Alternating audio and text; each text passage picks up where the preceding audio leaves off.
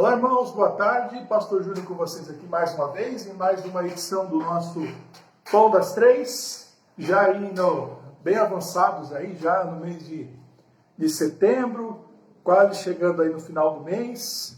Hoje, dia 24, domingo, dia 26, fechamento da nossa campanha de missões nacionais. E no domingo à noite a gente vai ter a presença do missionário, um jovem de 26 anos, lá do Amazonas, chamado Marcos, no domingo. Então preparem aí as suas ofertas.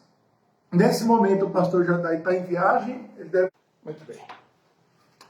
Então o pastor Jadai continua fazendo a sua viagem. Ele tem compartilhado aí nos grupos de Facebook, em alguns contatos também aí no WhatsApp, eu mesmo recebo. Ele já avançando aí na sua viagem ali pro Amazonas, A gente nesse momento está mais focado em missões nacionais, que é o mês de setembro. E no final do ano, muito provavelmente, a gente vai levantar, como a gente sempre faz no final de ano, com o frasquinho lá, como é que chama? O cofrinho missionário, o bujãozinho. O ano passado não teve, mas a gente conseguiu fazer um trabalho interessante, E a igreja tem se mantido bastante fiel. É até interessante a igreja não precisar de toda esse cosmético todo para ser envolvido com missões. Isso aí é sinal de crescimento e de maturidade, Muitas vezes eu vejo outros promotores de missões aí em outras igrejas fazendo um esforço danado, para envolver a igreja nas questões missionárias, às vezes não conseguindo assim um resultado tão volumoso. É claro que cada centavo que entra para missões do bolso e do coração daqueles que são fiéis é valioso para a obra, é valioso para Deus, mas muitas vezes o esforço feito não é proporcional ao que é alcançado, Às vezes até inversamente proporcional, ou seja, muito esforço para pouca coisa, Espero que a gente sejamos crentes assim, que a gente não precise de que alguém fique floreando muitas coisas para a gente ter o nosso envolvimento. Isso aí é sinal de maturidade, E fazer as coisas com tranquilidade, quietos, tranquilos também, porque isso também é agradável ao Pai que está nos céus. Hoje a gente vai ver Jó, capítulo 10, o que esperar da vida, uma pergunta pesada aqui, mas a gente vai focar no que Jó está colocando, A gente ainda está vendo as respostas de Jó para o Bildade. Já vimos uma parte dela no capítulo 9 e vamos ver agora uma outra parte no capítulo 10, que é Jó que continua ainda respondendo as questões levantadas pelo Bildade. Vamos orar também, então, nosso momento de oração. Hoje, então, se você tiver pedido, eu acho que os pedidos vão chegar para mim aqui. Hoje eu tenho alguém para ler para mim, para passar. Tá? Então a gente vai poder acompanhar aí um pouquinho. O Pão das Três, já está aí com quase 1 ano e meio de existência. A gente já tem avisado, eu particularmente tenho avisado os irmãos aí que nós estamos estudando aí a encerrar as atividades aí do Pão das Três, porque ele atendeu aí as necessidades da igreja, de cultos, de devocionais, de comunicações pastorais durante esse período de pandemia em que estávamos afastados socialmente, mas nós voltamos então às nossas atividades presenciais, nas quartas-feiras e aos domingos. Nós, pastores, estamos também retornando às nossas atividades normais de visitação. Não paramos de visitar, mas obviamente isso aí foi reduzido drasticamente. Então vamos voltar a visitar com mais frequência, ao atendimento também de gabinete pastoral com mais frequência. Então a nossa vida também vai voltando ao bom e velho normal, As nossas atividades presenciais, cara a cara, de estar ali realmente com os irmãos. Sei que tem gente aí que vai sentir falta, mas foi uma bênção de Deus poder estar com os irmãos aí durante esse tempo todo. Acho que não vai dar para encerrar o livro de Jó, não sei até quando a gente vai, com o Pão das Três. São 42 capítulos, nós chegamos ainda ao capítulo 10, mas terá sido aí muito valioso. Eu estou estudando o livro de Jó também, porque eu estou escrevendo algumas coisas aí sobre os livros poéticos e sapienciais da Bíblia, e estou muito debruçado sobre Jó, Salmos, Provérbios, Eclesiastes, Cântico dos Cânticos, todos esses livros, no que eu estou escrevendo, eles estão reorganizados, Salmos e Cânticos, que eu estou interpretando como livros essencialmente poéticos, orações, canções e um drama, que é Cânticos. E estou lendo o livro de Jó, de Provérbios e de Eclesiastes como livros de sabedoria, né? É assim que geralmente esses livros são vistos dentro da teologia, dentro da interpretação da Bíblia, dentro aí dos estudiosos, né? Então a gente organiza ele de uma forma um pouco diferente como está na Bíblia por causa do tema, né? E aí o livro de Jó, mais uma vez debruçado sobre ele, depois de algum tempo, leio o Jó todo ano, né? Pelo menos uma vez por ano eu leio o livro de Jó, né? Na leitura da Bíblia, às vezes até mais de uma vez, mas dessa vez uma leitura mais detida, mais cuidadosa, e tem muita coisa aqui interessante. A gente dá um foco tão grande no capítulo 1 e 2, onde estão ali os prejuízos, né? Toda a luta de Jó. Damos uma desprezadinha aí nos capítulos 3 até o 41, e tem tanta coisa boa nesse miolo, e damos um pulo ali no final do capítulo 41 e no capítulo 42, quando Jó é restaurado, né? E todo esse miolo onde está o drama, onde a gente pode aprender tanto, e que tem tanto a ver com a nossa vida, com o nosso dia a dia, com as dúvidas que a gente tem, com as lutas que a gente passa, com os diferentes pontos de vista que ao longo da vida a gente tem que confrontar, buscando a vontade de Deus. E Jó está aí viveu, né, todas essas coisas ali com seus 4 amigos, né? Então os 3, depois aparece o Eliú também, então vou colocar aí 4 amigos que colocam o Jó em situações ali difíceis de questionamento, e ao mesmo tempo eles nos chamam, né, para participar ali do seu diálogo, dos seus debates, e tentar encontrar ali a vontade de Deus, a razão, como nos comportarmos diante de situações difíceis, se estamos sofrendo, ou se as pessoas que estão à nossa volta estão sofrendo, que é também um problema que a gente tem, né? Como lidar com pessoas que estão sofrendo, né? Como conversar, como fazer uma visita, como ir no hospital, fazer uma conversa com alguém que está sofrendo, como estar do lado de uma pessoa que passou por um prejuízo muito grande, perdeu pessoas, perdeu entes queridos, perdeu dinheiro, perdeu emprego, entrou numa cilada, né? Foi envolvido num grande problema, ou causou um grande problema. Então, o livro de Jó nos ajuda a lidar com isso. Isso é muito importante, né? Não é para olhar o livro de Jó só como o livro do grande questionamento a respeito do sofrimento humano, até porque o sofrimento humano no livro de Jó, ele está muito claro, né? Ou seja, o diabo tentou mais uma vez usurpar a glória de Deus, não conseguiu, e no caso específico de Jó, ele está sofrendo por causa da mão do diabo. É o diabo que está fazendo, que causou tudo em Jó. Tirou seus bens, tirou sua família, tirou a sua dignidade, tirou sua saúde. Foi o diabo. No caso de Jó, foi o diabo. Então a gente está lidando com a questão do sofrimento humano muito específico, né? No caso de Jó. Ou seja, homens fiéis a Deus, homens perfeitos diante de Deus, podem sofrer, e é bem provável que sofram, porque eles são usados por Deus para ensinar a nós, né, réis pecadores, aí a lidar também com as nossas dores e com os nossos sofrimentos, né? E é o que torna o livro de Jó um livro absolutamente fantástico, porque a gente sabe pelo que Jó passou, mas Jó não sabia, e mesmo assim passou pelo sofrimento dele, pela dor dele, com uma dignidade digna de passar de uma passagem bíblica, né? Digna de um livro da Bíblia, tá? Então mandei os seus pedidos, mais uma vez grato aí pela presença de todos vocês, e vamos orar. Pai, muito obrigado, Deus, por mais uma tarde na tua presença, obrigado por mais uma edição do nosso Pão das Três, e pedimos que mais uma vez a tua graça, Deus, e as tuas bênçãos estejam sobre as nossas vidas. Ser conosco durante todo esse culto, durante todo este momento, ó Pai de Pão das Três, e que ele seja para a honra, para a glória do teu nome e para a edificação de nós como povo do Senhor. Muito obrigado, nós oramos e te agradecemos por tudo no nome de Jesus. Amém. Muito bem, eu vou cantar uma canção aqui bem conhecida. Tem um irmão da nossa igreja que gosta bastante dela, não sei se ele está aí. Na hora que eu cantar ele vai se identificar, porque ele sabe que eu sei que ele gosta. Então...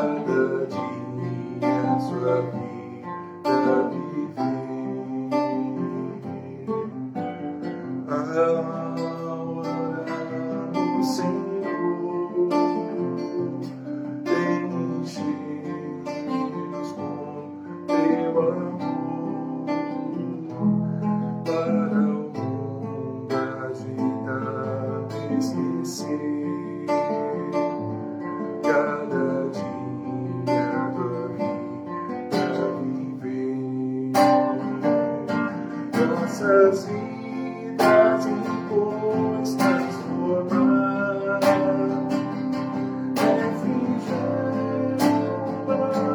alma nos dar, e agora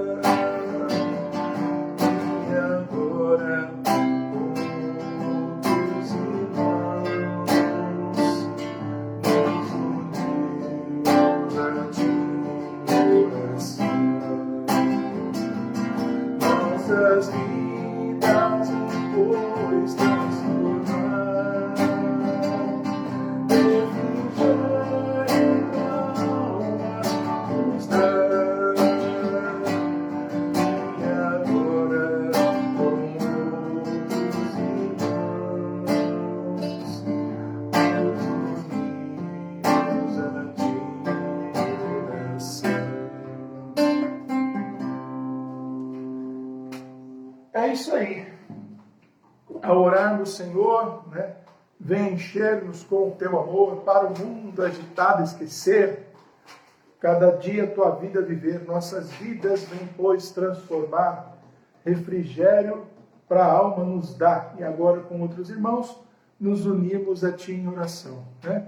Isso aqui é uma das canções que fala sobre oração e ensina também o motivo da oração, né? Também, em algum momento, fazer a gente estar desligado aí das nossas, da loucura da vida, né? E muitas vezes esse desligamento da loucura da vida não é uma fuga da realidade. Por quê? Porque muitas vezes essa correria, essa loucura do mundo é falsidade, né? São coisas vazias. Então, quando você foge delas, você não está necessariamente fugindo da realidade. E quando você recorre à oração, você está recorrendo à realidade, não sei se eu posso usar essa expressão, né? Realidade verdadeira, né? Que é aquela que nos conecta de verdade com Deus. Então, a gente precisa ter um pouco de pensar, às vezes, um pouquinho, né? Será que a gente precisa mesmo estar tão ligado nesse mundo, em tudo que está acontecendo? Será que a gente precisa mesmo ter tanta informação? Será que a gente precisa mesmo estar tão antenado em todas as coisas que estão acontecendo nesse mundo? Porque, caso contrário, seremos alienados, porque não sabemos da verdade do que está acontecendo.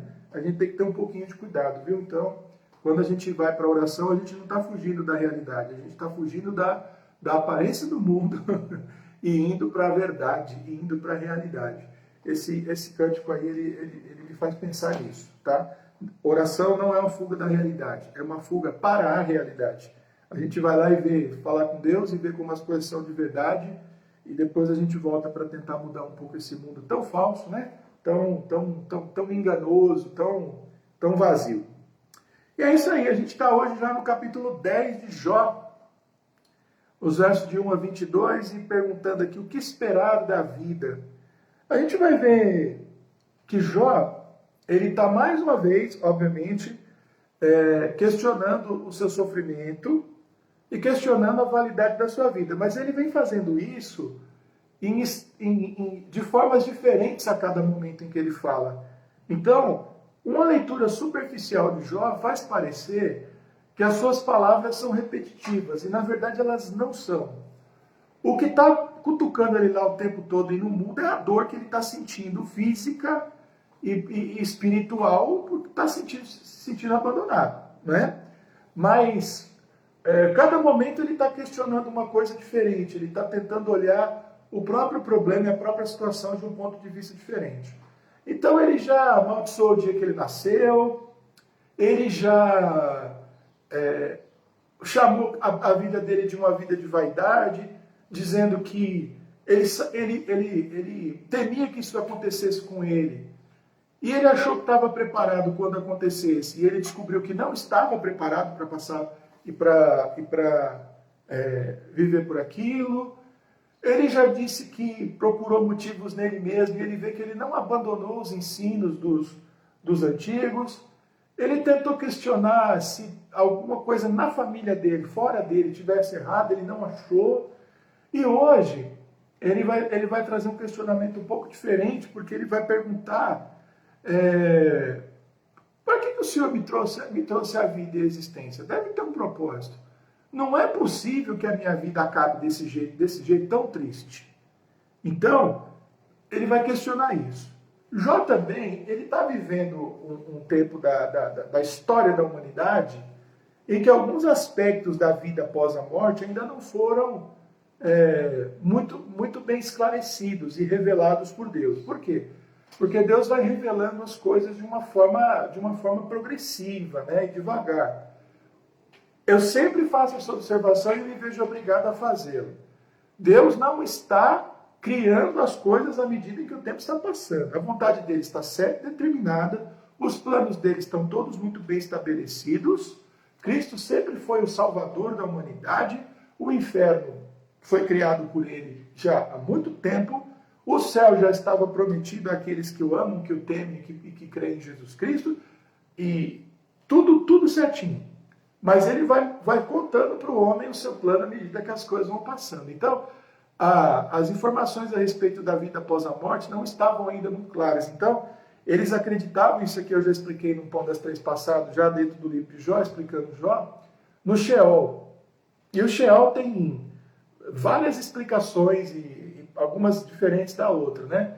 Simplesmente Sheol como sinônimo de sepulcro, né? O lugar onde o corpo está sepultado. O Sheol como lugar dos mortos. E aí o Sheol não é sinônimo de inferno, porque houve um momento da história em que eles acreditavam que tanto justos e ímpios, ao morrerem, iam para o mesmo lugar e ficavam lá dormindo, sem vida, sem agir, sem falar nem nada, lá parado. Continuavam existindo, mas inativos. É uma ideia que aparece na Bíblia também, quer dizer, eles entendiam isso. Há momentos também em que o Sheol, né? E na tua Bíblia, às vezes eles traduzem como Sheol, às vezes não. Às vezes ela traz a ideia também de inferno, de um lugar de algum sofrimento, de algum castigo, mas é uma ideia menos comum. Então, quem estuda a Bíblia para valer, aprende a ter cuidado para interpretar a expressão corretamente em cada momento que ela aparece, mas também à luz de toda a Escritura. Por quê? À medida em que o tempo vai avançando, as coisas vão ficando mais claras e a gente sabe da realidade do céu e do inferno e do lago de fogo, que são... É o Sheol esclarecido, digamos assim, esclarecido em termos de conhecimento, né? É o Sheol revelado, o que realmente acontece aos homens depois da sua morte. Então, Jó, seus amigos, o pessoal no tempo dele, não tinha uma ideia muito clara, tão clara como a gente tem hoje, do que isso era. Então, a vida é curioso, né? Eles tinham um apreço ainda maior pela vida presente. Aí você diz assim, pastor, então o que você está querendo dizer é que agora que a gente sabe que existe uma eternidade para se viver, né? A gente tem que jogar fora essa vida e desprezá-la. Não. Isso é o contrário deve acontecer. Ou seja, a gente tem que valorizar ainda mais a nossa existência presente, porque ela é absolutamente determinante. Estou até exagerando nas palavras aqui, né? Ela é absolutamente determinante. Eu estou exagerando de propósito. Para a nossa vida na eternidade. Então, se aqueles homens já valorizavam a vida, porque imaginavam que morrendo tudo cessava, quanto mais nós que sabemos que haverá uma continuidade da vida após a morte. Ou seja, é uma expressão que alguns teólogos usam, dizendo que a nossa alma sobreviverá à morte do nosso corpo. E aqueles que são de Cristo receberão um novo corpo. Né? Aqueles que não são de Cristo não receberão. Isso aí é uma outra situação. Então, Jó está questionando a vida presente, a validade da vida presente. E perguntando para Deus assim, Deus, espera aí, é tão curto, é tão rápido, e poxa vida, eu vou ter que sofrer desse jeito? Não era melhor me deixar saudável para eu poder viver, te honrar, te louvar, te adorar, produzir, ajudar as pessoas? Não é um questionamento interessante, não é? Porque quantas pessoas elas são saudáveis, elas são fortes, elas têm tempo e não são úteis nem para si mesmas. Jó é um homem produtivo, não é? Produtivo não só no sentido da riqueza material, ele era um homem espiritual, ele era um homem que fazia o culto dele, lá na forma dos sacrifícios, ele era um homem de família, ele era um bom patrão, ele era um bom vizinho, ele era um bom amigo, ele foi todas essas coisas. Então, ele era um homem que aproveitava e vivia a vida assim, na sua plenitude. Ele vivia de verdade. Jó era um homem de verdade que tinha uma vida de verdade. E aí, quando ele se vê privado disso, e ele fala assim, meus dias são tão poucos, Deus, devolve para mim a saúde, as coisas, porque logo, logo eu vou embora, então não vai ter adiantado muita coisa. E outra, eu vivo para o Senhor, não é? Parece que a oração de Jó é até um pouquinho assim, olha o que o Senhor está perdendo, né? Me deixando aqui nessa situação, eu poderia estar te louvando, te adorando. Olha, um monte de gente aí à volta, não estão nem aí com o Senhor, né? E o Senhor está deixando eles saudáveis e justo eu doente. Então, Jó está fazendo algum tipo de questionamento nesse sentido a respeito assim, o que é a vida? O que eu espero da vida, Senhor? Então ele está fazendo isso. Então, olha já como é que ele começa. Ó. A minha alma tem tédio da minha vida. Darei livre curso à minha queixa e falarei na amargura da minha alma. Então já começa dizendo que está entediado. Entediado aqui não é deprimido, mas entristecido. Não é? Por que é o tédio? O tédio é um vazio, né? Todo mundo passa por tédio. Aliás, o tédio é útil, né? Porque ele ajuda a gente a desligar. Né? É aquele dia que você dá uma cansada assim que você não quer nada. Os dias mais entediantes para mim, por exemplo, são as tardes de sábado, né? Sábado à tarde, às vezes, é um dia um pouco entediante. Então, eu aproveito para isso. Eu já sei que eu vou ficar ali. Amanhã tenho tenho que pregar, tenho que ir para a igreja, é uma responsabilidade muito séria. Hoje não posso dormir muito tarde. Já trabalhei durante a semana, já escrevi, já li, já visitei, já conversei, tudo. Essa hora está todo mundo passeando no shopping, então ninguém quer saber de pastor no sábado à tarde. Então a gente fica um pouquinho entediado. E é normal, é bom, porque a gente dá uma desligadinha assim, né, das coisas. Mas no caso de Jó, ele está num momento meio patológico do tédio, porque ele está amargurado com a vida. Né? Então é um tédio um pouco aí complicado. Aí ele continua, direi a Deus, não me condenes, faze-me saber por que contendes comigo. Você vê, está dentro daquilo que eu disse. Ele está perguntando para Deus, por que está brigando comigo? Por que está fazendo isso comigo? Parece-te bem que me oprimas, que rejeite o trabalho das tuas mãos e resplandeças sobre o conselho dos ímpios? Então, ele está dizendo assim, é bom isso, me amassar tanto e fazer comigo o que o Senhor faria com o ímpio? Ou fazer o que o ímpio gostaria que fosse feito comigo, que eu fosse destruído? Aliás, aqui tem um questionamento e, ao mesmo tempo, uma acusação muito pesada, né, de um homem que está em situação de desespero. Ele fala, olha, talvez um ímpio devesse estar passando por isso por causa da sua maldade, mas eu não. Tens tu, porventura, olhos de carne? Vês tu como vê o homem? Então aqui a gente precisa ter cuidado. Né? São os teus dias como os dias do homem? Ou são os teus anos como os anos de um homem? Para te informares da minha iniquidade e averiguares o meu pecado? Essa pergunta de Jó, aliás, essas perguntas de Jó são perguntas retóricas. Ele sabe que não. Né? Então, ele está fazendo um questionamento a Deus em que ele sabe qual é a resposta e sabe que Deus não está fazendo isso com ele por esses motivos. Quais os motivos? Porque ele enxerga Jó de uma forma carnal, ou seja, não conhece o seu coração. Né?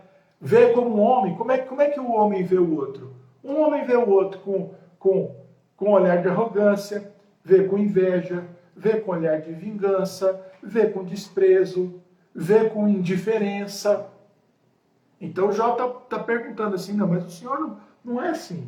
O Senhor não me olha de igual para igual, porque o Senhor é maior que eu. O Senhor não me olha com desprezo, porque eu fui criado pelo Senhor.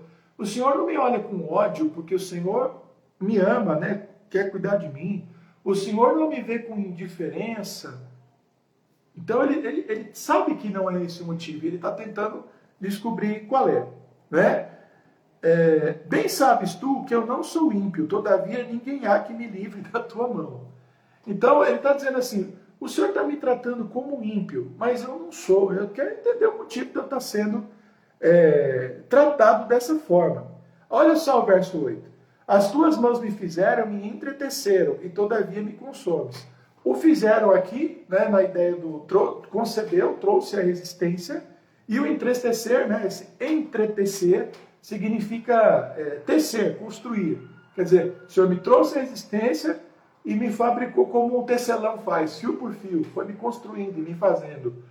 Não é? Por que me trouxe a existência com tanto carinho, com tanto cuidado, e agora me permite passar por uma situação como essa? Peço que te lembres de que, como barro, me formaste e de que ao pó me farás tornar. Né? Porventura, não me vazaste como leite e como queijo me não coalhaste? De pele e carne me vestiste e de ossos e nervos me entreteceste. Vida e beneficência me concedeste e o teu cuidado guardou o meu espírito. Então ele diz assim, o Senhor me trouxe, cuidou de mim, me colocou na existência, me fez de osso, de carne, de sangue, me montou direitinho. Ele até diz aqui, a vida e beneficência me concedeste. Até poucos dias atrás, o Senhor tinha me dado riqueza, prosperidade, porque Jó é um homem que enriqueceu e ele não perdeu a perspectiva de que foi o Senhor que lhe deu todas as coisas. O Senhor deu, o Senhor tomou, né? Deu, o Senhor tomou, bendito seja o nome do Senhor. Recebemos do Senhor todo o bem, não receberíamos também o mal. Então, todas essas ideias, essas expressões estão na mente, estão no coração de Jó. Ele nunca se tornou ingrato ao Senhor. Quando ele estava muito rico, ele não se esqueceu, e na sua pobreza ele também não blasfemou de Deus. Né? Como a gente já estudou quando a gente estava vendo Provérbios e tudo mais. Né? Então, olha só. Mas estas coisas as ocultaste no meu coração, bem sei que isso esteve contigo. Se eu pecar, tu me observas, e da minha iniquidade não me excusarás. Se for ímpio, ai de mim. E se for justo, não levantarei a cabeça, cheio de ignomínia, e olho para a minha miséria. Olha que coisa interessante, né? Da compreensão que Jó tem da própria vida, né?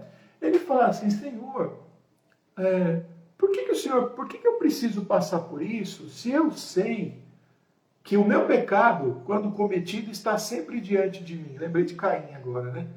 O meu pecado está sempre diante dos meus olhos. O pecado, ele parece não estar constantemente diante dos olhos dos ímpios, porque eles são insensíveis para perceber que pecam. Mas aos olhos dos justos, os seus pecados sempre estão diante dos seus olhos. Em outras palavras, ele peca e o pecado fica aqui uma luz vermelha incandescente no olho dele, quase o cegando. Enquanto ele não resolve, ele não tem sossego. É isso que Jó está dizendo. Aí ele diz assim, se eu fosse um ímpio, o Senhor me destruiria. Agora eu sou um homem justo. E um homem justo, ele não levanta a cabeça com arrogância diante do seu Deus. Ele não se enche de presunção. E ele é capaz, mesmo sabendo da sua justiça, de olhar para si mesmo como um miserável. É isso que ele está dizendo. Não é? Paulo diz isso, né? Miserável homem que sou, quem me livrará do corpo desta morte? Quando ele está discutindo a questão da incapacidade humana de fugir do pecado por si só. A gente precisa da graça de Deus para ser capaz de fugir do pecado, para afastar o pecado de nós, ou ainda mais, né, nos afastar do pecado.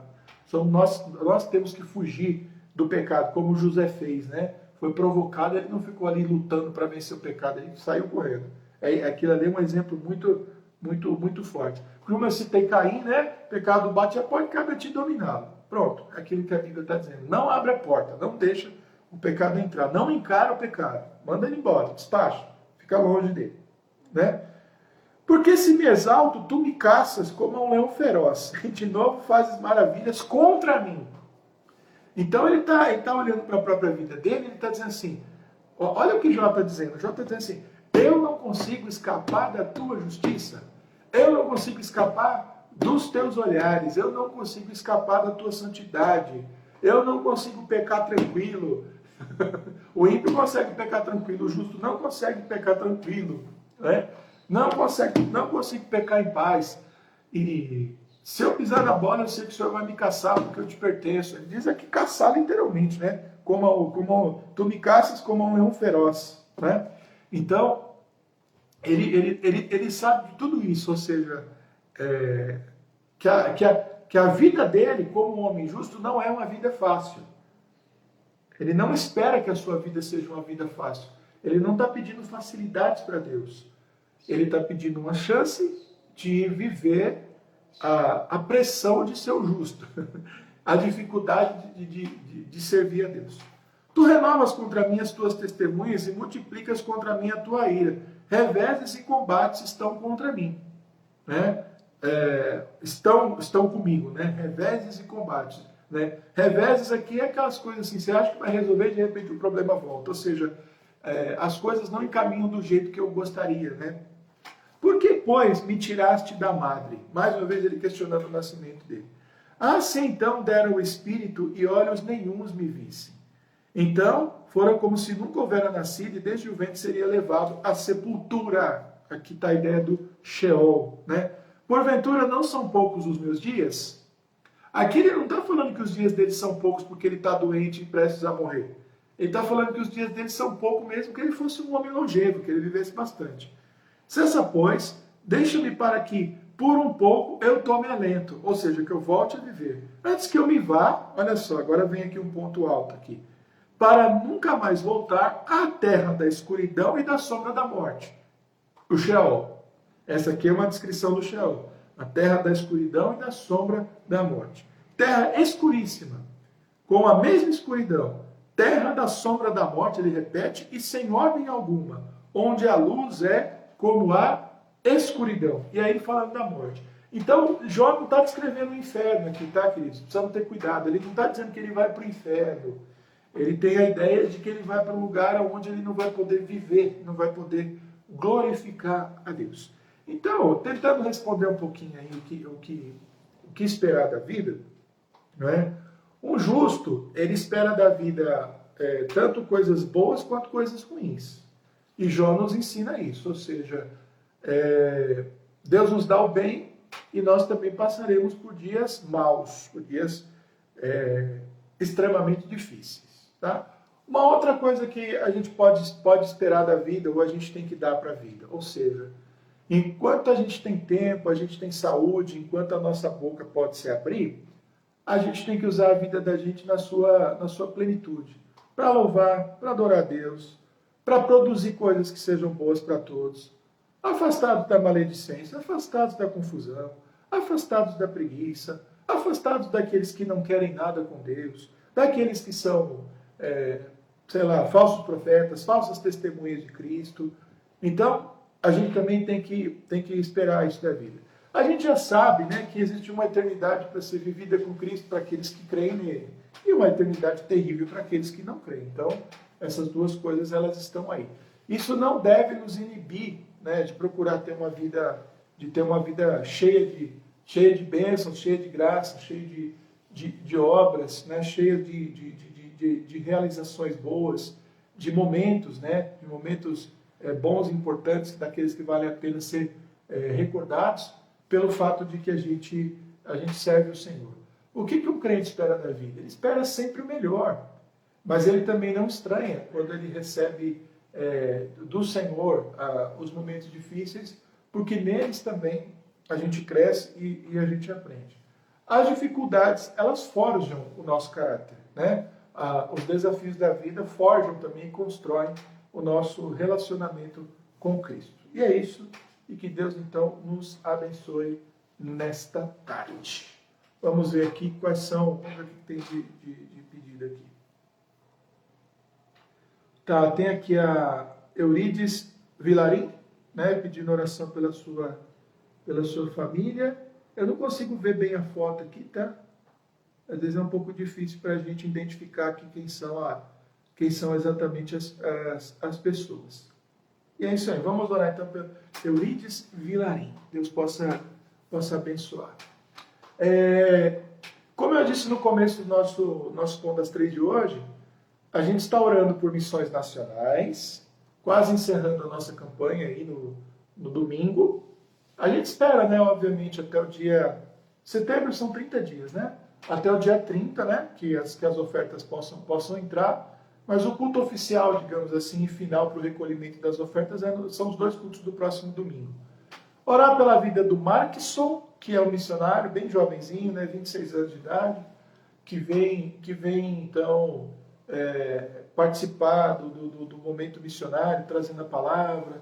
Eu vi aí que ele mandou vídeos também, a gente vai poder acompanhar isso também no domingo à noite. Então vamos orar pela vida dele.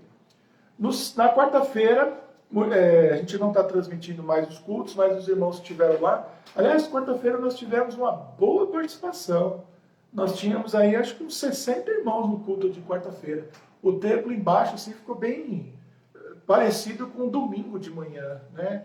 A gente acho que tem 78, 80 lugares embaixo, uma coisa assim, e mais 40 em cima. Então, tinha uma presença muito boa de irmãos. E na quarta-feira, nós oramos, nos despedindo do Azanias, da Elijaci e do Gabriel, que estarão viajando amanhã para Natal. Então eles estão se mudando para Natal, não é uma viagem, não é um passeio. Estão indo, como a gente costuma dizer, de mala e cuia, né? Ele já mandou o carro, os móveis acho que já estão indo também, ele já tem uma casa lá. E eles estão mudando para lá para dar melhores condições de vida para o Gabriel e melhores condições de tratamento. O Gabriel ele tem esclerose múltipla. Quem tem tido contato com o Gabriel, ou quem viu o Gabriel na quarta-feira, sabe que ele está sendo muito bem cuidado, fazendo um tratamento. Graças a Deus ele tem mantido a saúde, né? Treme um pouco, assim a gente percebe, mas ele está bem, está consciente, foi para a igreja, conversou com todo mundo lá, se despediu, mas ele precisa de um cuidado maior, porque é uma doença que demanda muito cuidado, né? É uma doença muito difícil de lidar, degenerativa, e tem uma série de coisas. Então é prudente para eles viajar. Então estamos orando, já nos despedimos deles oficialmente e agora vamos orar pela sua viagem. A gente também deve continuar orando também pela vida do nosso irmão Wilson. A gente tem orado porque ele perdeu o movimento das pernas, né, o ano passado. Esse ano ele tem feito aí uma série de consultas, de exames, e agora ele está num processo pelo qual ele vai consultar um cirurgião, porque constataram um problema realmente na coluna dele, o cirurgião vai dar uma olhada, mas a situação do nosso irmão Wilson é uma situação bastante delicada, que carece muito da nossa atenção e também das nossas orações. Aí orar por todos, né? Orar por ele, pela Adriana, pela Luciana, pela Fabiana, pela Emanuela, tá? Pela Emanuela que está lá nos Estados Unidos e, obviamente, distante, preocupada, né? Fica preocupada também. Então, orar por ela, toda essa família. Aí tem o Reinaldo também, aí tem o Nicolas, tem a Ingrid, tem toda a turminha ali, né? Que a gente deve orar por todos eles ali, porque, né, quando alguém na família está doente, todos de alguma maneira estão doentes também, né, envolvidos ali com aquela situação. A gente também na quarta-feira orou pela viagem do pastor Jadai. O pastor Jadai viajou, já comentei aqui no começo do Pão das Três, então vamos lembrar também da vida do pastor Jadai, tá? Então que Deus possa nos abençoar, a gente vai orar nesse momento. Só me lembra o nome da pessoa que pediu. Eurides, tá. Eurides Vilarim. É um sobrenome diferente. Vamos pedir oração pela família. E orar pelas famílias também, né? A gente vê tanta família aí sofrendo, né? Com problemas de saúde, ou às vezes familiares com problemas com vícios, pessoas às vezes desempregadas, famílias que estão em litígio, né? Que estão vivendo momentos de briga, de desentendimento. Então vamos incluir também a vida das famílias também que a gente conhece, das famílias também da nossa igreja. Vamos orar. Pai, muito obrigado a Deus por mais este momento de oração e por mais um Pão das Três. E te agradecemos também por todos que estão conosco, presentes, ó Deus, participando, orando, ouvindo a Tua palavra, cantando e buscando em todas as coisas fazer a Tua vontade. Te agradecemos, ó Deus, pela vida de Eurides Vilarim, que está conosco nessa tarde, pedindo oração por si e também por seus familiares, que a Tua graça possa estar sobre a vida de cada um deles, Sabemos, ó Deus, que todos temos necessidades, todos temos coisas que precisam ser melhoradas, problemas a serem resolvidos. E eu peço a Deus que o Senhor abençoe toda esta família, conforme a tua vontade, conforme a dificuldade de cada um deles. Eu te agradeço, ó Deus, pela vida do Azanias, do Jaci e também do Gabriel, que estão prontos, ó Deus, para viajar no dia de amanhã, para Natal, buscando ali melhores condições de vida e de tratamento para o Gabriel. E peço a Deus que essa decisão, ó Deus, tomada debaixo de oração, possa se cumprir e que ali o Gabriel possa ter, ó Deus, um tratamento ainda melhor do que tem aqui em São Paulo e que tanto a Jaci também quanto o nosso irmão Azanias possam ter também momentos de bênção e de alegria naquele lugar. Peço pela vida do pastor Jadai, que está em deslocamento, ó Pai, de viagem, indo para um ponto tão distante ali, tão difícil de chegar no Amazonas, e que o Senhor também o use, ó Pai, mais uma vez conforme a tua vontade, e que o Senhor o proteja, ó Pai, em todos os aspectos. Guarde a sua saúde, a sua integridade física, permita que ele também tenha ali momentos de descanso, de repouso, porque vai trabalhar bastante, e tenha também percepção, ó Deus, para fazer, ó Deus, a tua vontade durante toda esta viagem.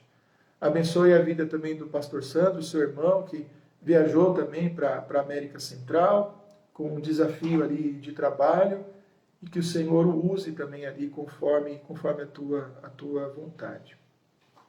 Queremos te agradecer também, ó Deus, pela vida, ó Pai, da família, Pai, do nosso irmão Wilson, e mais uma vez colocá-lo, ó Pai, nas tuas mãos, porque agora, ó Deus, os médicos já têm em mãos, ó Deus, os exames, já possuem um diagnóstico pelo menos aproximado da sua real situação, e agora é o momento de buscar, ó Deus, um cirurgião e de procurar, ó Deus, outros tipos de intervenção, ó Pai, para tentar, ó Deus, ajudá-lo, diminuir, ó Deus, as suas dores, a melhorar a sua mobilidade, enfim. Pedimos a tua bênção, ó Deus, sobre a vida dele e te agradecemos, ó Pai, pelos médicos que o Senhor preparou, pelas equipes, pela maneira cuidadosa, ó Pai, com que os médicos, ó Deus, que o Senhor preparou, têm observado, ó Deus, o caso dele, com carinho, com proximidade e também com celeridade. E pedimos que os próximos passos também, ó Deus, sejam de acordo com a tua vontade, assim como as decisões também dos médicos, ó Deus, a partir de agora, sejam igualmente guiadas e cuidadas, ó Deus, pelo Senhor. Obrigado pela vida do Markson, ó Deus, o missionário que estará conosco no domingo, o guarda e o protege, guarda e protege a sua esposa também, e que no domingo, ó Deus, a presença dele entre nós possa, ó Deus, ser abençoadora, esclarecedora, edificante, e que a nossa igreja também, ó Deus, possa ser uma bênção, ó Pai, para a sua vida. Abençoe a nossa campanha, para que mais uma vez alcancemos, ó Deus, um valor razoável, ó Deus, para enviar para os campos missionários, porque os missionários precisam das nossas orações, do nosso apoio, precisam que sejamos, ó Deus, informantes, promotores, mas também precisam, ó Pai, dos valores financeiros, ó Deus, que sustentam as suas vidas, famílias, os deslocamentos, as igrejas, ó Deus, enfim, uma série de necessidades, ó Deus, que existem no campo missionário. Pedimos a tua bênção também, ó Deus, para que o Senhor continue cuidando da nossa igreja, dos nossos cultos, dos nossos encontros, das nossas atividades, das nossas ovelhas e também de todas as famílias da igreja. Pedindo que o Senhor as guarde, dando a elas, ó Deus, saúde, unidade, ó Deus, integridade e também unidade, e fazendo com que as nossas famílias, as famílias da nossa igreja, também sejam exemplos, ó Pai, da tua vontade, ó Deus, das tuas palavras e também, ó Deus, para testemunhar a respeito da grande salvação que há em Cristo Jesus. Muito obrigado, ó Deus, por esse momento de oração. É a nossa oração em nome de Jesus. Amém. Muito bem. Amanhã é sábado. Sábado não tem pão das 3, certo? Mas amanhã tem culto do MJA, que será transmitido pelo nosso canal do YouTube. Mas também será aberto para o público sem a necessidade de inscrição. Os cultos nos sábados começam às 19 horas, tá? Que é o mesmo horário do nosso culto aí aos domingos, tá? Então, só para não ter uma confusão aí, acaba chegando às 8, não. O culto aos sábados é às 19 horas. Então, fiquem atentos, Aqueles que desejarem ir para a igreja não tem necessidade de inscrição, tá? E fica um apelo aí, principalmente para os jovens e adolescentes da nossa igreja. Depois de 1 ano e meio, essa é a primeira atividade presencial do Ministério de Jovens e de Adolescentes, né, sob a direção do pastor Márcio da Silva. Então, os irmãos fiquem atentos e estejam lá, tá bom? E vai ser transmitido também pelo YouTube e todos poderão também acompanhar pelo YouTube, tá? Então, fiquem atentos. O link da transmissão vai ser compartilhado amanhã, em algum horário, mais próximo aí talvez do culto. Eu sei também que tem um slidezinho aí com os dados. Vamos reenviar aí nos grupos, né, o nosso pessoal de comunicação, para fazer essa lembrança aí, além do Pão das Três, nessa oportunidade também, tá? E é isso, gente. Estamos chegando aí ao final do nosso Pão das Três, do nosso culto de hoje. E que Deus nos abençoe e até amanhã.